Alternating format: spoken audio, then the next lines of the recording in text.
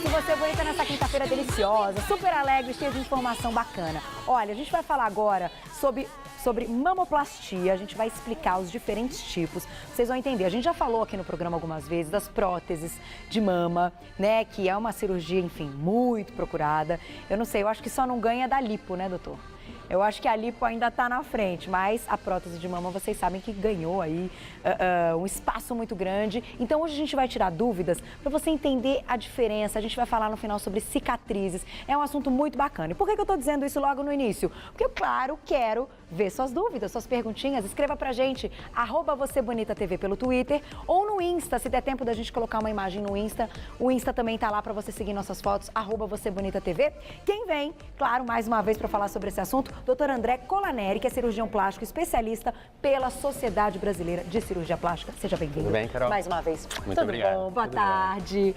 Olha, assunto super bacana. E eu achei legal que a gente bateu um papo até antes do programa começar, discutindo mesmo quais são as principais dúvidas. Até porque o doutor André sabe como as pacientes chegam no consultório. Claro, sempre com uma grande ansiedade, né? Porque querem ali resolver um problema, seja ele levantar o seio ou aumentar o tamanho do seio, enfim. Existem vários tipos de mamoplastias. E eu queria que você começasse por aí, então, explicando pra gente quais são esses tipos.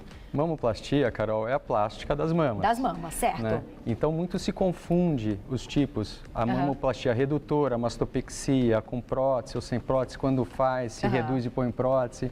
Então, a redutora, a mamoplastia redutora, é quando você reduz o volume. Tá. Vale lembrar que toda mamoplastia tem a ideia de levantar as mamas. Certo. Né? Porque aquela cirurgia de só aumentar, a mama já está bonitinha, você vai aumentar, e a prótese de mama, uma mamoplastia de aumento. Certo. Não é o que a gente vai falar hoje, vamos falar sobre as que caiu a mama, ou por genética, ou pelo peso, ou porque amamentou, né, ou pelo tempo, pela idade.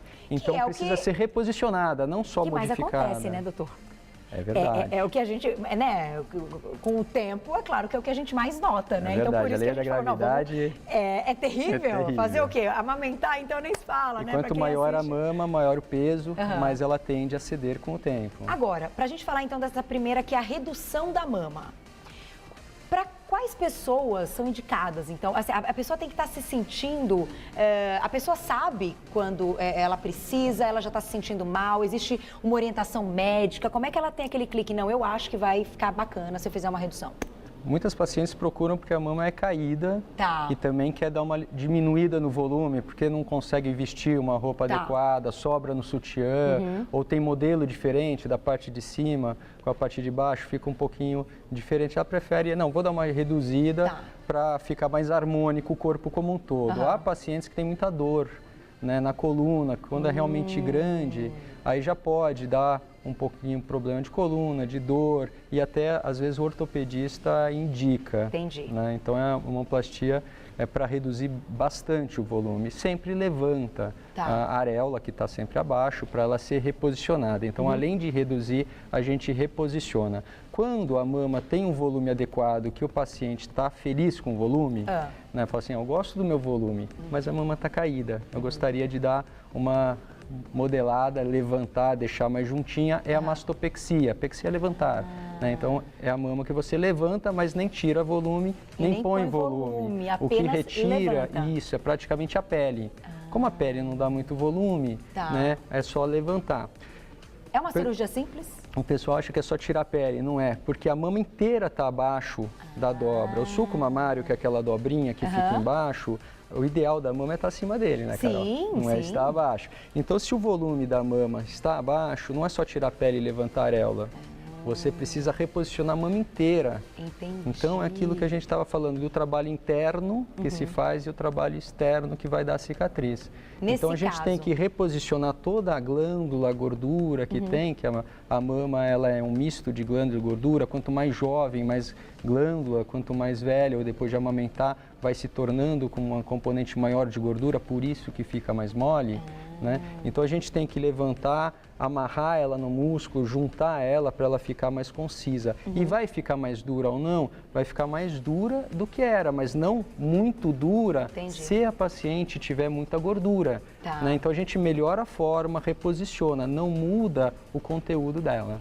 Certo. Quando se junta, se amarra, ela fica um pouquinho mais durinha, mais tensa, mas não com uma consistência endurecida e jovem de uma menina de 17 anos que é pura glândula praticamente. E né? ao ponto até de ser confundido com uma prótese. Porque a pessoa acha, não colocou a prótese, mas levantando, vai ficar igualzinho como se eu tivesse colocado a prótese. Não fica, é bem diferente. É diferente. Né? Agora, há pacientes que querem levantar e não tem muito volume, que você pode associar uma prótese para dar aquele volume, né, que falta, junto com a apexia. Então, a mastopexia com prótese. Ou o paciente que já tem um volume razoável e fala, gostaria de um pouquinho maior. Então, além de levantar, eu quero pôr uma prótese para ganhar consistência. Porque a prótese tem uma consistência maior que a mama. Sim. É mais durinha. Olá, quero saber se dá para fazer enxerto de gordura nos seios ao invés de usar uma prótese. Pergunta interessante. Beijo para você, Ale. E aí, doutor André, como é que é essa história, então? O que é vantagem, o que não é? Enfim, se a gente tem a prótese...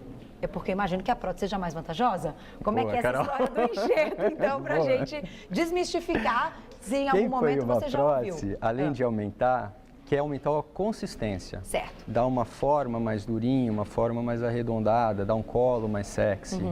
A gordura é mole, Carol. Então, para você fazer isso, precisa de algum material com consistência mais dura que a mama, para que na soma ganhe consistência. Entendi. Então, enxertar a gordura na mama não é muito usado. Tá? Primeiro, porque não vai dar um volume tão grande. Certo. Né? Segundo, que metade praticamente absorve do que se põe do enxerto. Então, se perde muito volume. Entendi. Né? E não vai dar a consistência que uma prótese, nem o volume que uma prótese dá. Porque um enxerto de gordura não é assim, você põe lá e faz uma bola de gordura. Se você fizer isso, a parte de dentro apodrece. Porque as células que estão soltas, elas vão sobreviver em contato com outras células vivas que vão dar o sangue e a glicose. Entendi. Então, precisa fazer um enxerto com a cânula retirando em filetes, para que em volta desses filetes tenha contato com células vivas. Entendi. Então, se você chegar e fizer assim, fizer uma bola, a parte de dentro vai morrer. Entendi. Que chama esteatonecrose, fica duro, fica meio que nem uma pedra, bem rígido. E sem contar que a gordura, se a gente pensar, onde tem gordura, a gordura espalha. O músculo, né, quando está forte, ele contrai, né, e até diminui ali o espaço. A gordura, ela tem que ser diluída numa área maior para ter contato com a célula viva. A prótese, ela é muito mais dura, né, mais consistente e mais concisa. Você põe num lugar, ela vai dar aquele volume e você modela em volta com o que você tem de mama em volta da prótese para levantar e dar a forma adequada. Agora, então, essa prótese não fica andando no seio? Não, a gente faz um espaço, né, acima do músculo, abaixo do músculo, conforme for a melhor técnica, ou duplo plano, que a gente usa bastante, e monta em cima a mama. Vai cicatrizar em volta. Então, depois de 2 meses, o corpo faz uma cápsula de cicatriz em volta da prótese. Entendi. Até formar toda essa cápsula, ela pode ter uma mobilidade.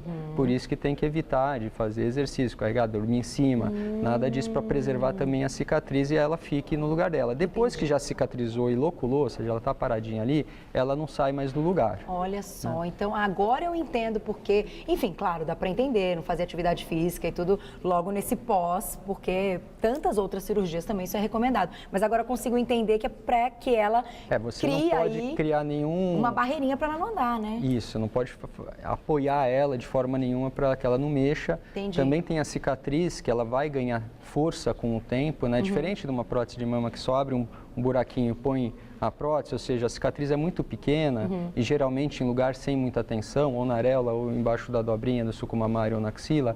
A cicatriz da mamoplastia, que geralmente precisa subir a areola, ela muitas vezes tem a vertical. E o peso da mama todo está sobre a vertical. E uma cicatriz fraca, se submetida à tensão, ela larga. Até ela está forte, você vai puxando, ela tende ao alargamento e pode ficar uma cicatriz larga feia. Entendi. Então precisa não dar tensão nessa cicatriz até que ela ganhe força.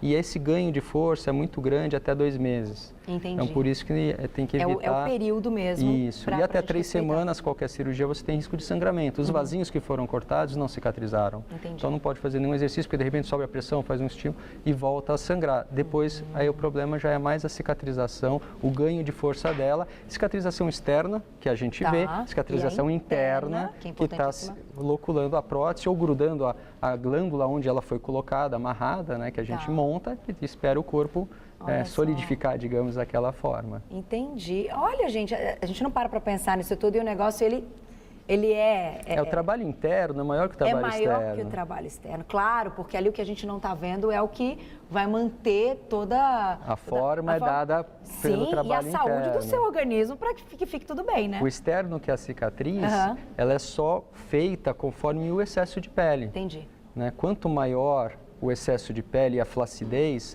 mais pele eu preciso retirar. Mais eu preciso cortar. Maior a cicatriz. Certo. Então quanto mais olha, caída doutora, essa tem uma mama grande, caída, né, ptose GAL3, que é aquela bem lá embaixo. Eu quero cicatriz periareolar, dá? Não dá. Não dá. Então eu vou fazer o seguinte, vou dar um recado e na volta... Tem um Twitter? Vamos colocar um Twitter na tela, porque daí na volta a gente vai falar sobre cicatriz, porque isso é importantíssimo. Vamos lá, de quem que é, Nininha? Da Sara. Beijo pra você. Obrigada, querida, sempre.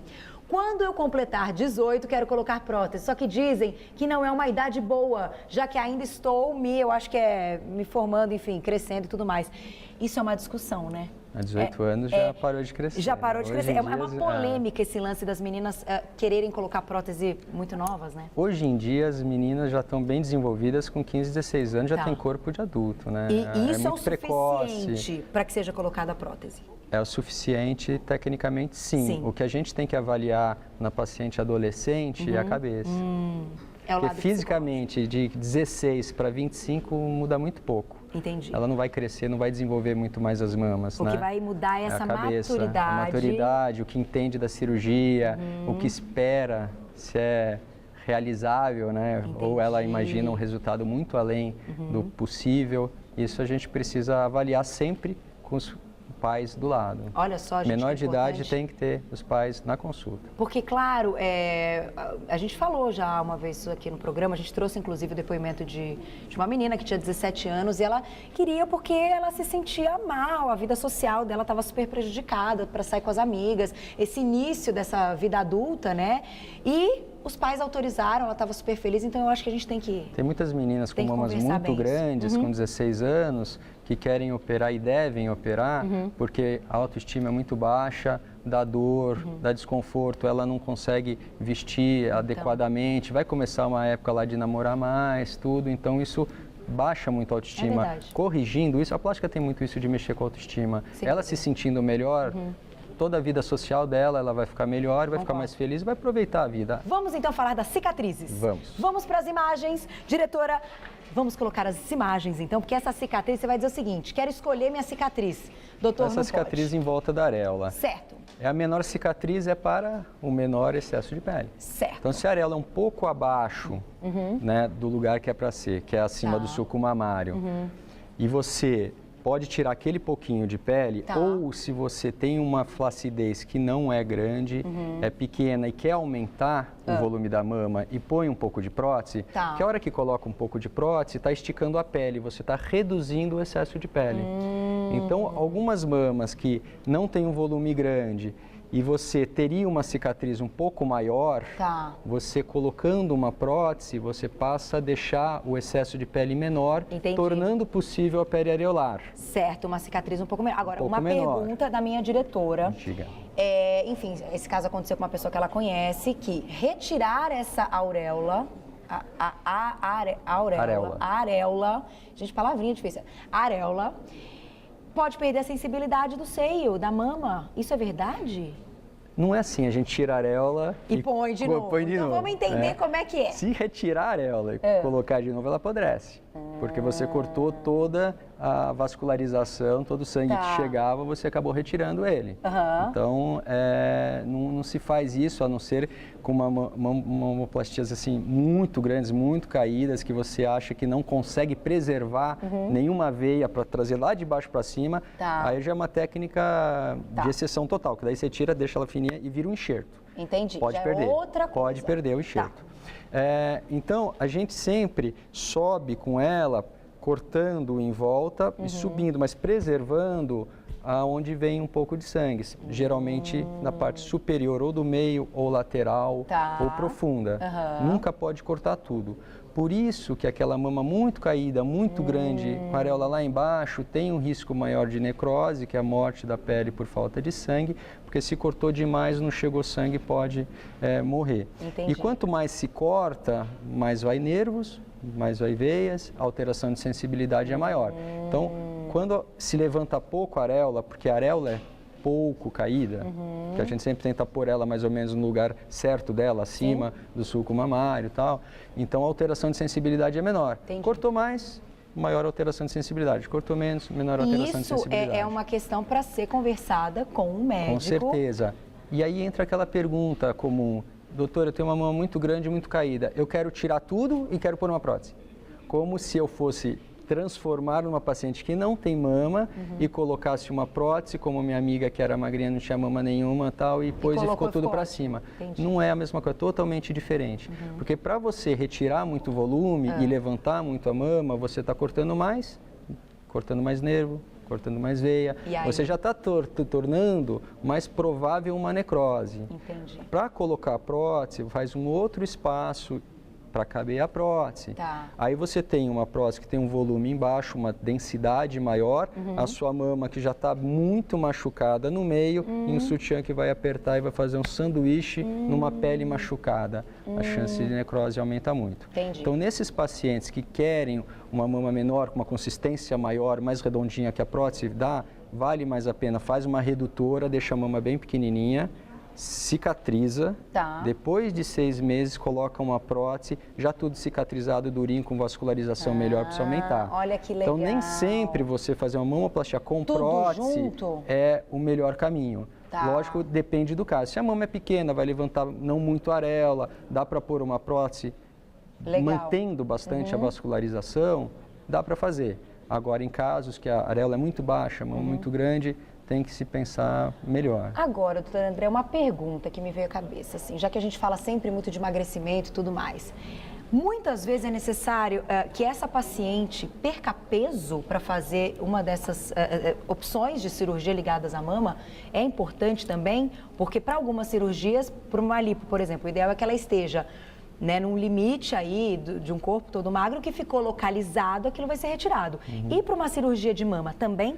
A mama ela tem glândula e gordura, né, como a gente comentou. O ideal é que não se mude muito o peso depois.